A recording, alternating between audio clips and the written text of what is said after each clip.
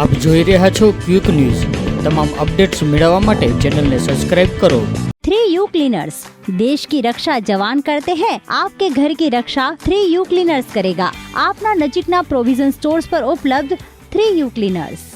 અમરેલી જિલ્લામાં ધીમી ધારે વરસાદ શરૂ। કાંઠાના વિસ્તારોમાં વરસાદી ઝાપટા। પીપાવાવ બંદર અને જાફરાબાદ બંદરમાં ભારે પવન સાથે ધીમી ધારે વરસાદ શરૂ થયો। રાજુલા અને જાફરાબાદ તાલુકાના છેવાડા ગામોમાં હળવા ઝાપટા શરૂ થયા। હવામાન વિભાગે માવઠાની કરી હતી આગાહી।